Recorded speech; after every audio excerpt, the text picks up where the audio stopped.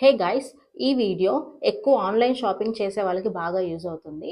ఇది last week నాకు జరిగిన ఒక bad experience.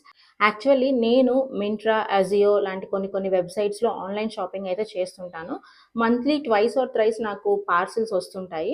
So, last week ఏమైందంటే మా మదర్ కాల్ చేశారు. నేను ఆ టైంకి పికప్ చేయలేకపోయాను. ఎందుకంటే వర్క్‌లో ఉండి నేను కాల్ పికప్ చేయలేదు. సో, తనెందుకు కాల్ చేసిందంటే నాకు ఇంటికి ఒక పార్సిల్ వచ్చింది. సీఓడీ అనమాట.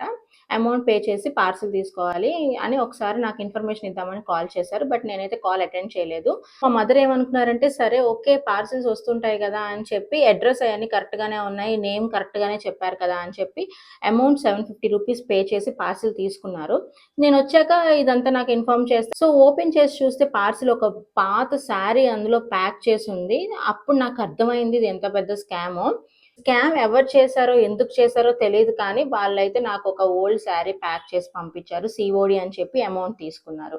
సో, ఇంట్లో మనం ప్రతిసారి అవైలబుల్‌గా ఉండము. అండ్ ఫోన్‌లో కూడా ప్రతిసారి అవైలబుల్‌గా ఉండము. అడ్రెస్, ఫోన్ నంబర్ కరెక్ట్‌గా ఉండేసరికి హ్యాపీగా వచ్చేసి అమౌంట్ తీసుకొని వాళ్ళైతే ఎళ్ళిపోయారు. సో, నేను వెంటనే క్రాస్ చెక్ చేసుకున్న తర్వాత వాళ్ళకి కాల్ బ్యాక్ చేస్తే, "మాకేం సంబంధం లేదండి. పార్సిల్ మేము చేయలేదు. మేము జస్ట్ సర్వీస్ పార్ట్నర్స్ మాత్రమే" అన్నారు.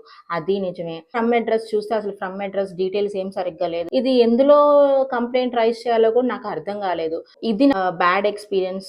మీకిలా జరగకూడదనే కోరుకుంటున్నాను. అండ్ ఈ ఇన్ఫర్మేషన్‌ని వీలైనంత వరకు మీ ఫ్రెండ్స్‌కి కానీ, ఫ్యామిలీకి కానీ షేర్ చేయండి. వాళ్ళకి కూడా యూజ్ అవ్వచ్చు.